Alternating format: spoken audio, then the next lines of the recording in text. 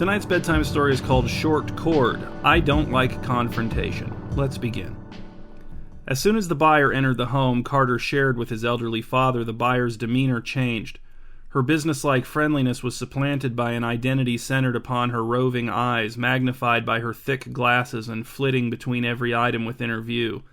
The buyer said, again and again, though the humidifier she was ostensibly there to purchase was not visible, was in another room. Her hair was cut short, but not for ease of care. She did not give the impression of someone for whom convenience factored into any decision. Carter was sure the buyer was younger than he was, but he felt a deference to her that he had not felt since he had taken violin lessons from Mrs. Claps between the ages of 10 and 14. "The humidifier is this way," said Carter, attempting to steer the buyer toward the hallway. "It's in the guest room, which we use for an office. Well, I use it for an office. Dad doesn't." Said the buyer. Instead of looking at Carter, her eyes landed on an analog clock resting on the mantel above the living room's little-used fireplace. Then her eyes pounced on Carter's little-used acoustic guitar on its almost constantly used stand in the corner. Norris, Carter's father, was taking his customary late-morning nap in his bedroom. He had moved into Carter's house after Trudy, his second wife, died. His first wife, Carter's mother, had died when Carter, now 59, had been 38. Norris had brought little with him to Carter's house, just his clothes and a few things that Carter felt were less worthy of retaining than many of the things his dad had chosen to get rid of. Norris's lawnmower, for example. It was much nicer than Carter's, but Norris had given it to his neighbor because Carter, quote, already had one. So instead of a lawnmower upgrade, Carter now had a desk lamp sitting next to a regular lamp on his side table. The desk lamp's too-short cord was unplugged and dangling. Carter didn't know why his dad had put the desk lamp there, nor why he had objected when Carter had suggested moving it to the office. Said the buyer, moving toward the desk lamp as if Carter's thoughts had brought it to her attention. She reached for the desk lamp, stopping just short of touching it. Carter noted that her ring finger, bearing a heavy silver ring, was longer than her middle finger. Or maybe it was an optical illusion caused by the position of her hand, Carter's angle of view, and some peculiarity of the light in the room. "How much for this?" asked the buyer. The first, second, third, and fourth words other than that Carter had heard her speak aloud. Not that he considered a word, not really. "That's not for sale," said Carter. "That belongs to my father."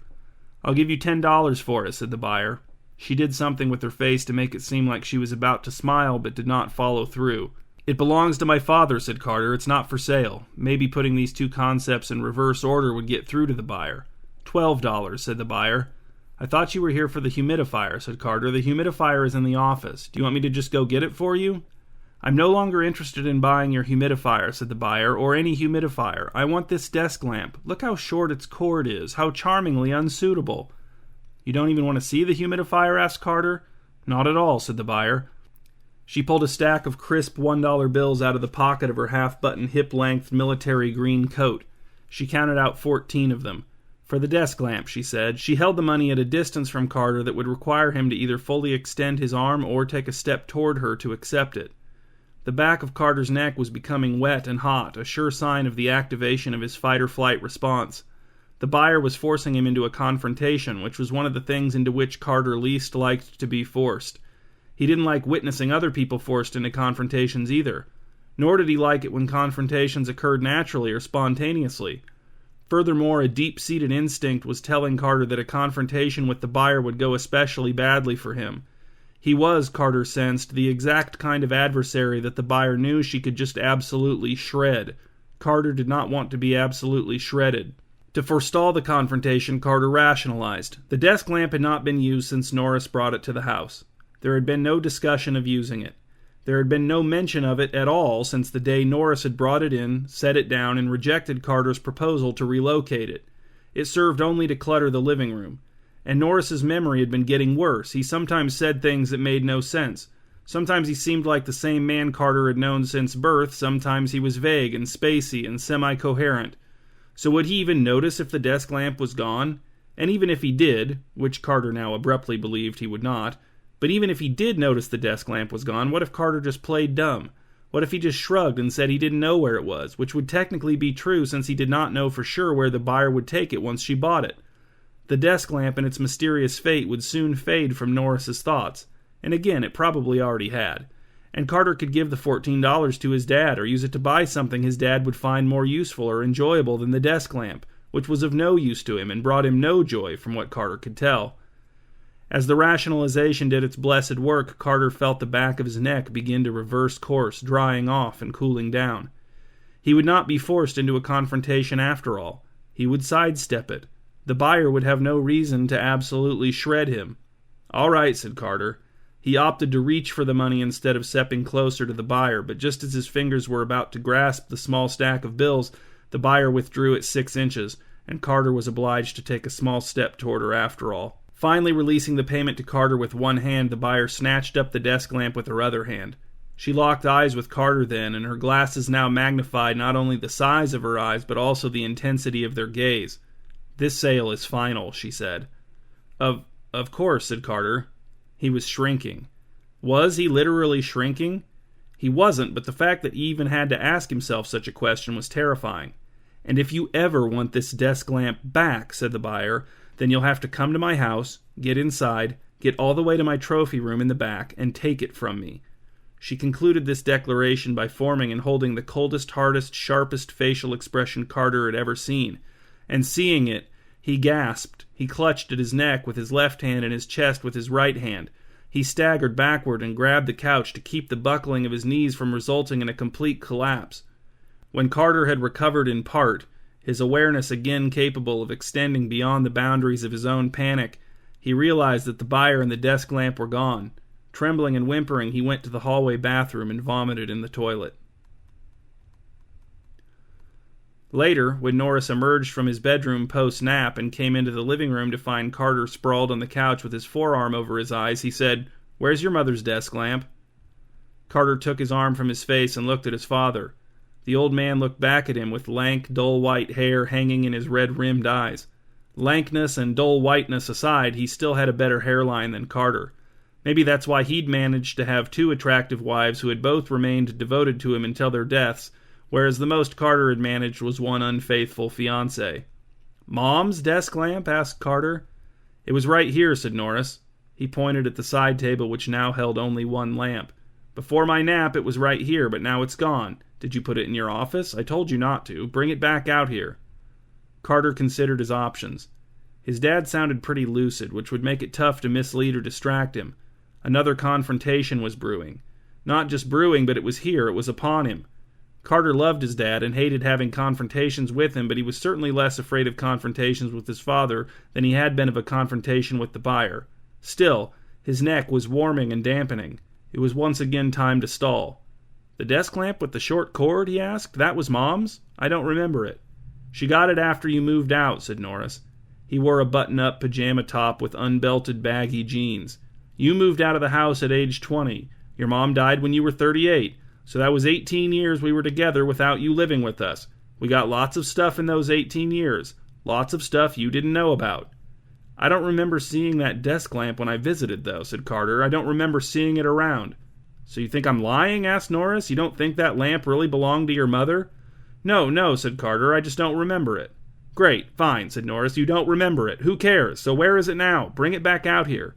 Carter swallowed the excess saliva that had begun to fill his mouth. It was like swallowing a wad of pillow stuffing. "I don't know exactly where it is," he said. "You misplaced it?" asked Norris, his voice gaining several degrees of concern. He came around the end of the couch to stand over Carter, who sat up to indicate that he was not taking the situation too casually. "I didn't misplace it," said Carter. You know that lady who was going to come over to buy the humidifier?" "No," said Norris. "What lady? What humidifier?" Carter lunged for these beside-the-point questions in desperation. "The humidifier in the office," he said. "I've had it for a while, but just don't use it that much anymore. I guess I just don't feel like the air is ever dry enough for me to really feel like I need—" "Where's your mom's desk lamp?" asked Norris. Carter hadn't seen him stick to a notion with this tenacity in over a decade. It was an encouraging sign for his overall mental acuity, but a bad time for it. Was it too much to ask for Norris's senility to be convenient just one time? "The cord was so short," said Carter. "It was impractical." "That's why your mother loved it," said Norris. "She hated extraneous cord. She had a specific spot on her desk for that lamp, and the outlet was very close to that spot. So she looked and looked for a lamp with a cord of the perfect length so there wouldn't be the surplus of cord all bunched up between the lamp and the outlet. And I told her she wasn't going to find such a lamp, that no lamp-making company would ever bother to make a lamp with such a short cord because most people would have no use for a lamp with such a short cord. But she was determined. She wouldn't settle for a lamp with a long cord or a medium-length cord or even just a relatively short cord. It had to be a very short cord. He paused for a few moments, and Carter was about to ask a question to extend the narrative when Norris began speaking again. I don't know if you've noticed, Carter, but my mind isn't what it used to be. I'm forgetting more and more. I've lived this long, eventful life, and I think that if I could just sit and recall it clearly, I could be happy living the rest of my years doing that. Just sitting and recalling. But I can't, because my memory is betraying me. My life is being reduced to vague impressions. I can't remember the names of my childhood friends. I can't remember much of your childhood. I need help, Carter. I need help to remember what I want to remember. I need clues, I need hints, I need associations. And that's what that desk lamp is, Carter. It's the only thing of your mother's that I have left, and it holds all of my clear memories of her.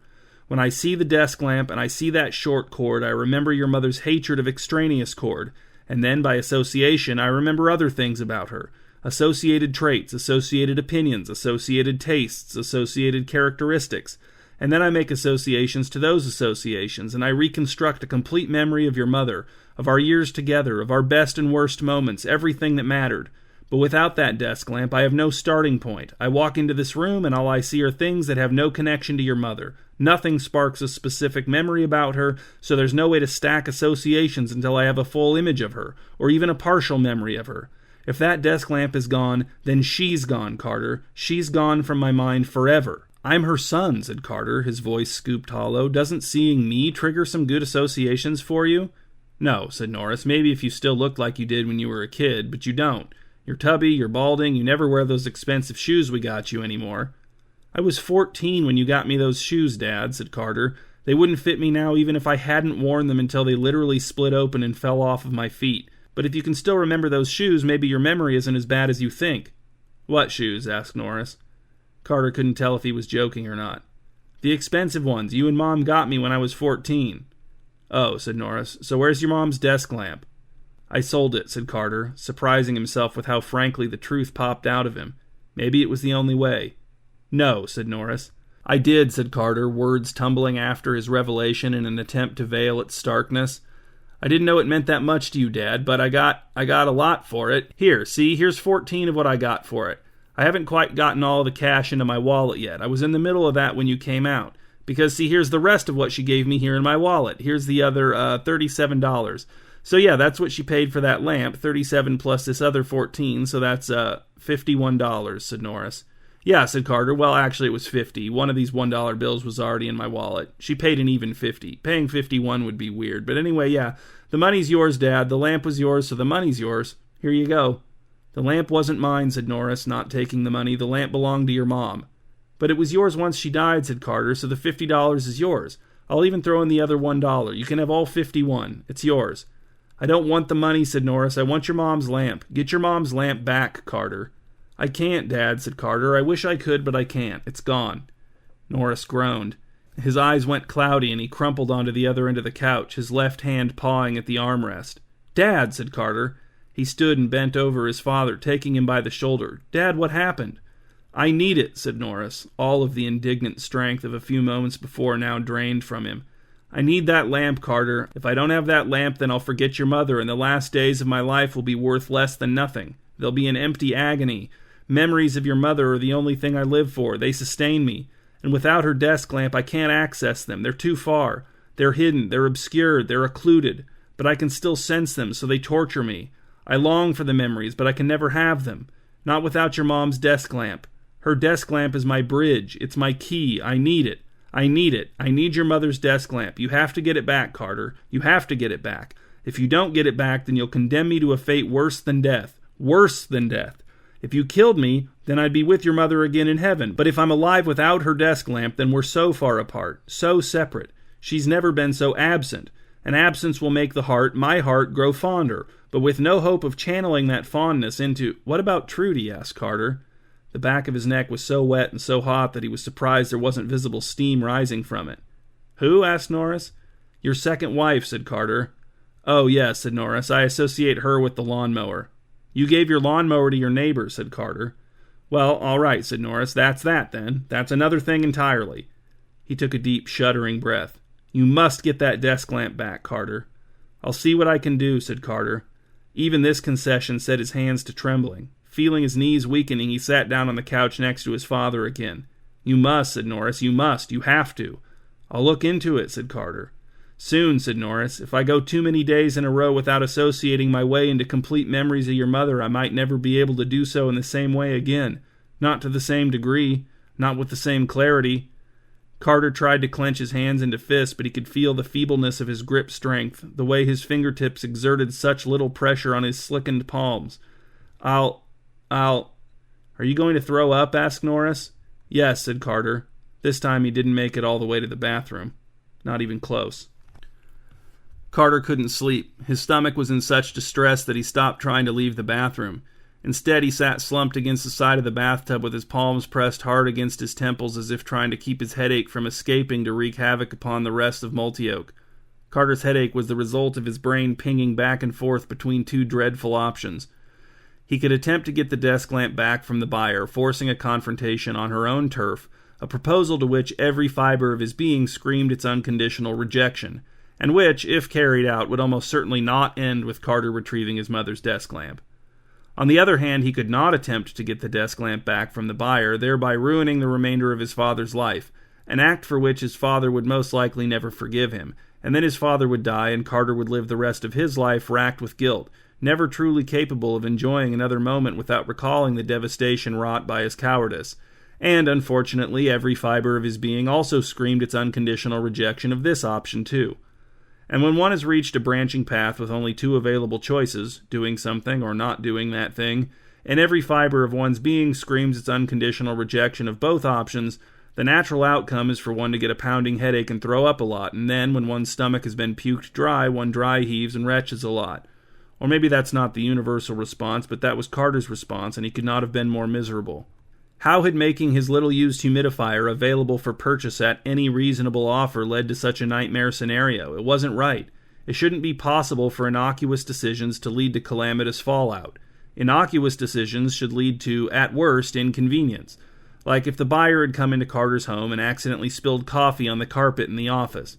That would have been annoying, yes, but within the range of acceptable outcomes.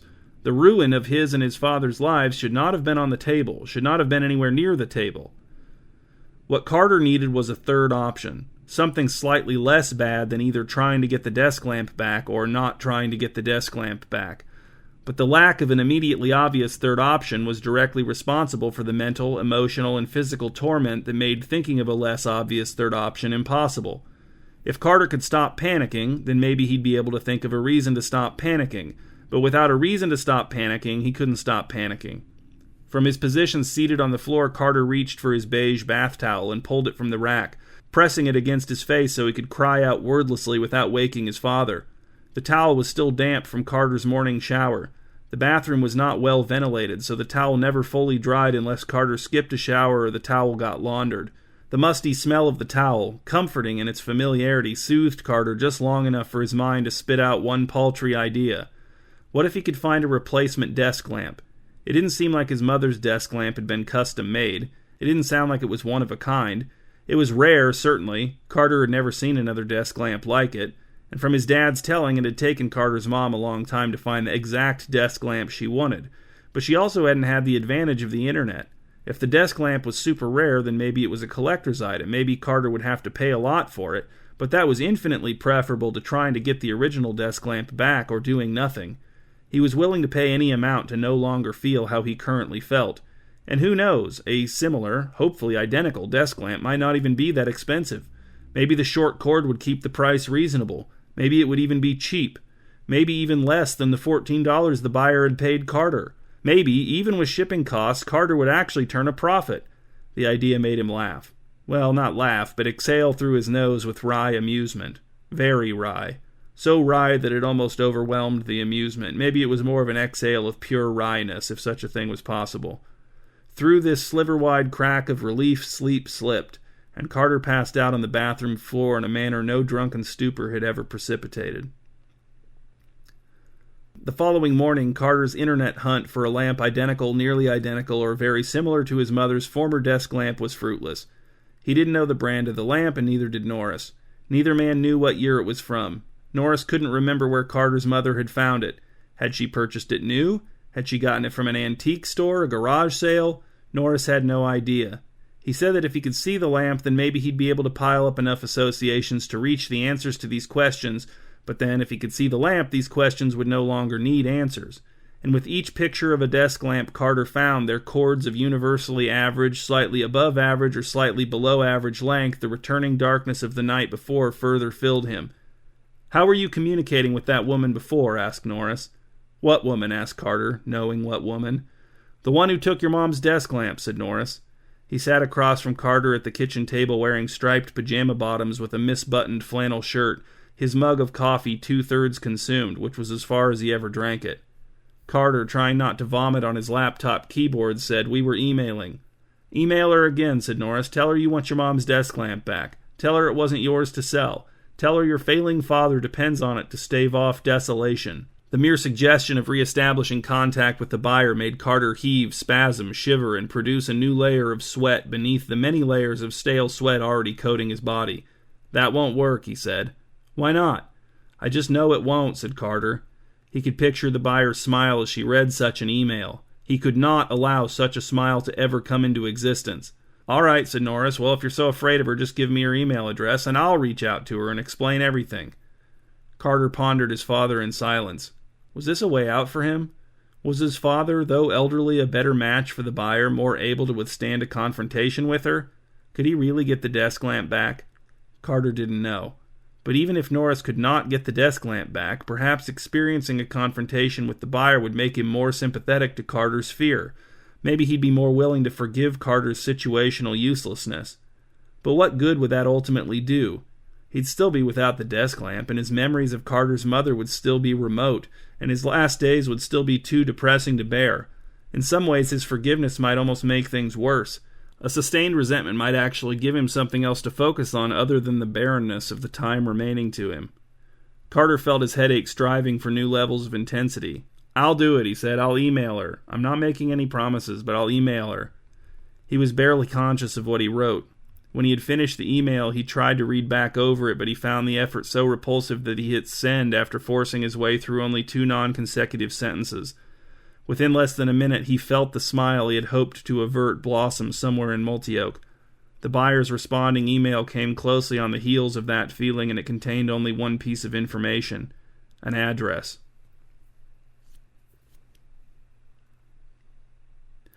Even as Carter stood on the sidewalk facing the buyer's house, he was still telling himself he was not going to cross the lawn, was not going to mount the porch, was not going to ring the doorbell or knock or in any other way alert the buyer to his presence.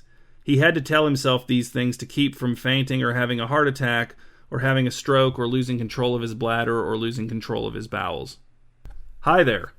The greeting startled Carter, but his body was not functioning properly enough to produce any of the common startled reactions. "Hello," he said in a high-pitched croak, trying to focus his eyes on the person approaching him on the sidewalk. "I'm Kimmy," said the person, a young woman in a white coat. She wore purple earmuffs. The red tip of her nose indicated a low outdoor temperature that Carter could not feel. "Do you know the woman who lives here?" "I've met her," said Carter, "once." Kimmy nodded. "She's pretty intimidating. Are you trying to work up the courage to talk to her?" "I don't know," said Carter. It was the most committal he could allow himself to be, although he was willing to acknowledge that most would consider his answer completely non-committal. "I'm not going to try to talk you out of it," said Kimmy, "but if you're not sure, then you're definitely not ready to try to talk to her." "What do you mean?" asked Carter. "I live next door to her," said Kimmy. "That's my house." She pointed with a glove-clad hand, the glove the same shade of purple as her earmuffs. The house she identified as her own was not noteworthy, or Carter was just incapable of noting anything about it. "One day," Kimmy continued, "she stopped by to introduce herself. That's why she said she stopped by, but I had my 6-foot stepladder in the living room because I'd been dusting my ceiling fans. I have 9-foot ceilings. And she asked if she could borrow my ladder. I didn't really want to loan it to her because it's a little unsteady and I didn't want her to fall and blame me, but she was very insistent. It was hard to say no to her. She was just, well, you probably know. Anyway, she took the ladder to her house, and that was the last I've seen of it. This was close to a year ago. I haven't seen her since. I've made a few attempts to talk to her, and I've gotten as far as the third receptionist, but even that felt like a miracle. I doubt I could get that far again, and I'm sure I'll never get past her. So I've resigned myself to never seeing my ladder again. In fact, I replaced my ladder after my first failed attempt to speak to my neighbor about it, but I kept trying every month or so on principle. But after that last time, no, I'm done. The ladder's gone. I don't know why she wants it so bad, but it's hers now. I suppose it's actually been hers since the moment she carried it out my front door, maybe even before then, but I didn't accept that until recently. Did that ladder mean a lot to you? Asked Carter. Was it a family ladder, passed down from generation to generation? Or did something important happen on that ladder? Did you have your first kiss on that ladder? No, said Kimmy, and the one I got to replace it is way better. I should have replaced it years ago. I only kept trying to get the old one back on principle. Yeah, on principle, said Carter. What principle is that? The principle that people shouldn't just be able to borrow your stuff and never give it back, said Kimmy. It shows they think you're inferior. You aren't worthy of respect. You can't just let that happen to you. Except in rare cases, I guess, and I guess this ended up being one of those rare cases for me. Not that I let it happen to me exactly. I tried to stop it from happening to me, but I couldn't. Maybe you'll do better, but your lack of confidence makes me think you won't. And no offense, but you just don't look like a very, forceful person. Maybe you'll surprise me, I don't know, but I'll be shocked if you manage to get past even the first receptionist. Shocked.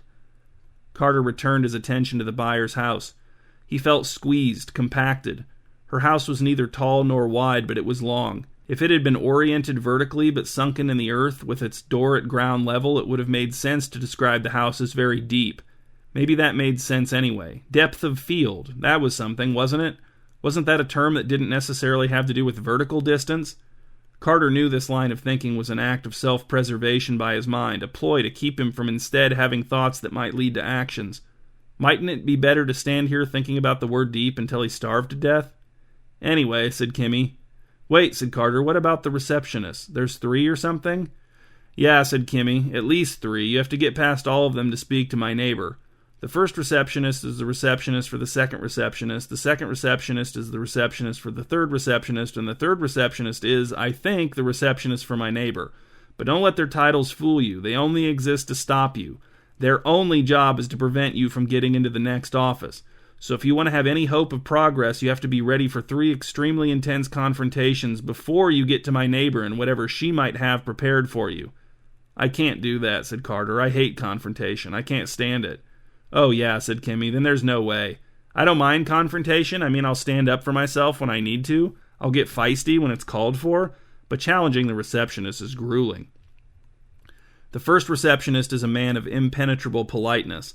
At first, you almost think he's being accommodating. It seems like he wants to help you. He's almost obsequious, but it's a deception. He's not accommodating you at all. He's leading you in long, long conversational loops. An hour passes and you're right back where you started. And his tone never changes. It's reasonable. It's hypnotic.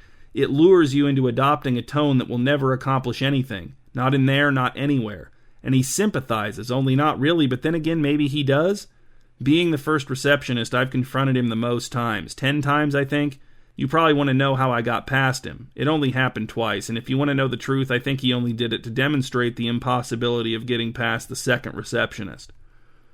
The second receptionist is as rude as the first receptionist is polite. She won't let you finish your sentences. She's a vicious interrupter, and she will not hesitate to shout over you. How does she know so much about me? How does she know so much about my personal life? How does she time her disdainful snorts to wound with such precision? It's uncanny, but then I guess it's all uncanny. She won't let you sit down even though there are plenty of chairs. She says it's because you aren't staying, so there's no reason to sit down. Why would you sit down if you're leaving? She doesn't cover her mouth when she coughs. The first time I encountered her, she gave me a cold. I could already feel the congestion forming in my chest as I walked back through the first receptionist's office with my proverbial tail between my legs, and do you know what he said to me? He told me to feel better soon. The second time I encountered the second receptionist, she let me into the third receptionist's office after a protracted battle, the single most intense confrontation of my life, but again, I think it was only to demonstrate the impossibility of persuading the third receptionist to let me speak to my neighbor. Perhaps you think, based on my accounts of the characteristics of the first and second receptionists, that the third receptionist is neither polite nor rude, but neutral, blank-faced, dispassionate, machine-like. a wall against which to beat your head. But no, I actually knew her before she got the job as the third receptionist. I actually went to high school with her. I actually went to her birthday party during sophomore year. Her name is Lillian. When I walked into the third receptionist's office and saw Lillian sitting behind that desk, I felt a brief surge of hope, but that only made the reality of the situation feel worse. Because, in the end, I couldn't make her understand what I wanted. She is not stupid. She was on the honor roll every semester except for the semester her parents got divorced. But there, in that office, there was a complete communication breakdown. I don't know who or what was at fault. I don't know why I couldn't get through to her. Maybe she felt the same way. Maybe she went home and complained about how dense I was to her husband. She married another guy I knew, Dax Colley. He was 2 grades ahead of us. But I tried to explain to her what I wanted for hours, several hours, and I was already exhausted from my previous ordeals with the first and second receptionists, but I felt like I was so close to getting my ladder back. I could see the door to my neighbor's office right there, but I know now that I was no closer to getting my ladder back then than I had been during any of my other attempts. No closer than I am right now as I stand here on the sidewalk with you, even. Carter tried to swallow his saliva. It tasted like blood, and he gagged and spat it in the grass.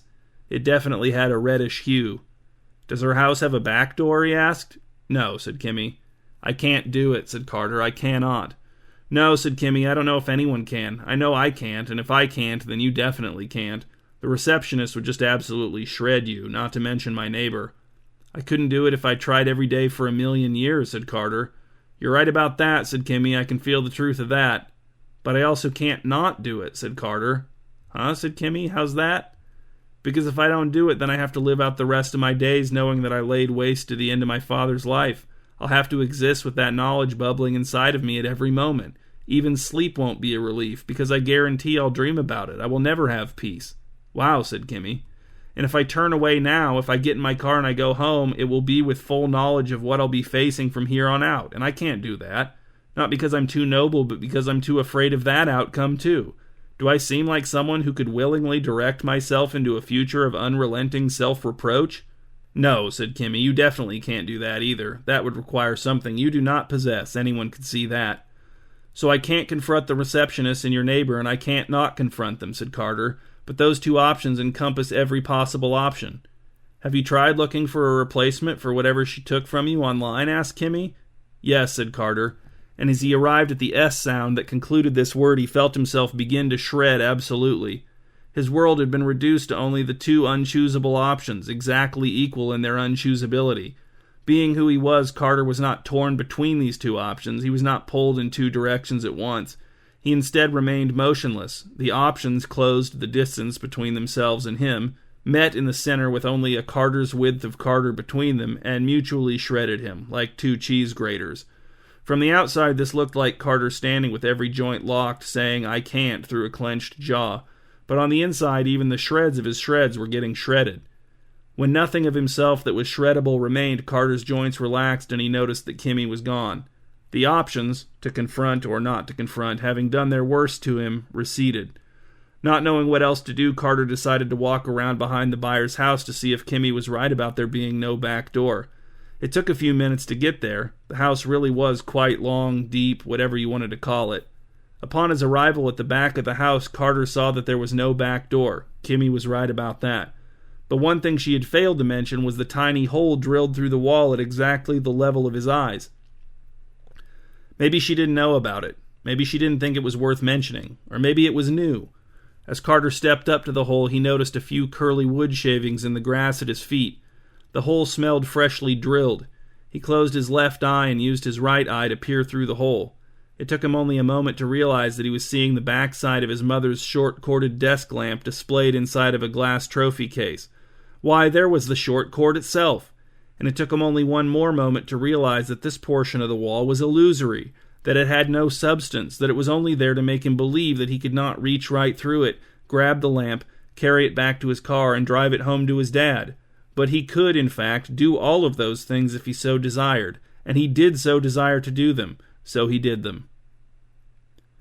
When Norris emerged from his bedroom post-nap, the first thing he said to Carter was, "We should hire a hitman to get the lamp back. We've got the address now, let's just get someone tougher to handle it. You said you'd spare no expense on the replacement lamp. Well, that didn't work out, but let's bring that spare no expense attitude to the arena of hired hitmen." "No need," said Carter, smiling at his father from the couch. "Look there, Dad, on the side table." "The lamp!" cried Norris. "You got it back!" "Yes," said Carter. "How did you do it?" asked Norris, marveling at the lamp with his thumbs hooked in the waistband of a pair of Carter's sweatpants he had borrowed without asking. "I refused to decide anything, was not resourceful, avoided all confrontation, and was rewarded with insight," said Carter. "That's great," said Norris, uninterested in the answer to his own question. "So," said Carter, "you're looking at the lamp. Tell me something you remember about Mom." "She owned several shoes," said Norris. "Okay," said Carter. "What else?" "What else do you need?" asked Norris, and he limped around the couch to sit down, fold his hands on his stomach, and smile softly in consideration of the known fact of his first wife's ownership of several shoes.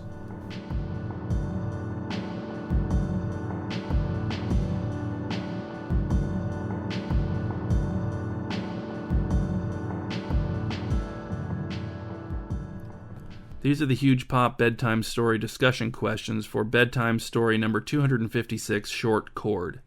Number 1. On which household item would you balance all of your memories of your most beloved absent family member? Number 2. Would you rather have too much cord or a very short cord? Number 3. How many consecutive adversarial receptionists would you be able to confront your way past? Number 4. What percentage of all dichotomies would you estimate are false? And number 5. Describe the last time you were rewarded for your refusal to make a difficult decision.